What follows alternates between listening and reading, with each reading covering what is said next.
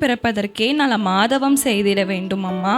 பங்கனியாய் நன்னிலம் பார்த்தளவே இந்த பாரில் அரண்கள் வளரும் அம்மா என்ற கவிமணியின் பாடலை சொல்லி என்னுடைய உரையை தொடங்குகிறேன்.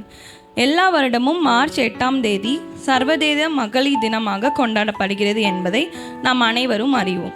ஆனால் உண்மையில் இந்த நாள் எதற்காக அனுசரிக்கப்படுகிறது என்ற காரணம் நம்மில் பல பேருக்கு தெரியாது. அது என்ன என்பதை நான் உங்களுக்கு சொல்கிறேன். பெண்களின் சமூக, பொருளாதார, கலாச்சார மற்றும் அரசியல் சார்ந்த பங்களிப்புகளுக்கு அங்கீகாரம் மற்றும் மரியாதை வழங்கும் விதமாக உலகம் முழுவதும் இந்த நாள் அனுசரிக்கப்படுகிறது.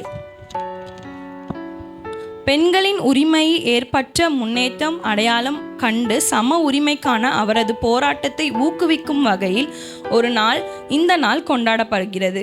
பாலின பாகுபாடு சம்பந்தமாக நடந்து கொண்டிருக்கிற போராட்டம் அனைவரும் கவனத்திற்கு கொண்டு வரவே இந்த நாளின் நோக்கம். ஆண்களுக்கு நிகரான ஊதியம், படிப்பு மற்றும் தலைமைத்துவ வாய்ப்புகள் போன்ற பல்வேறு விஷயங்களில் பெண்கள் சாதித்து வரும் சவால்களையும் வேறுபாடுகளையும் இந்த நாள் பறைசாற்றுகிறது. அது மட்டுமல்லாமல் உலகம் முழுவதும் பெண்களுடைய ஒற்றுமையையும் தோழமையையும் இந்த நாள் ஊக்குவிக்கிறது. பெண்கள் தங்களுக்கு ஏற்பட்ட அனுபவங்களை பகிர்ந்து கொள்ளவும் ஒருவருக்காக ஒருவர் ஆதரவு அளித்து சம உரிமைகள் மற்றும் வாய்ப்புகளையும் அடையும் பொருட்டாக அவரது கூட்டு வலிமையை கொண்டாடுவதற்கே அனைவரும் ஒன்றாகிறது. மிக முக்கியமான பெண்களின் சாதனைகளை கொண்டாடவும் உலகில் நிலவி வரும் சமத்துவமின்மைக்கு எதிரான விழிப்புணர்வை ஏற்படுத்தவும் மற்றும் சம உரிமை பற்றிய வாய்ப்புகள் கிடைக்கக்கூடிய வகையில் எதிர்கால அமைப்பை பொருட்டு வாதிடுவதற்கான ஒரு தளமாக இது அமைகிறது.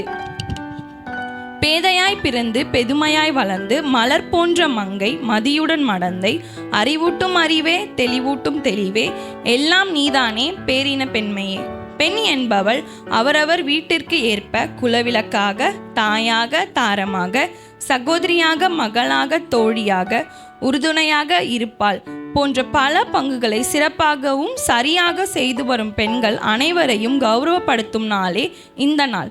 பெண்களாய் பிறப்பதற்கு பெருமை கொள்வோம். ஏனென்றால் ஆவதும் பெண்ணாலே அழிவதும் பெண்ணாலே. நன்றி.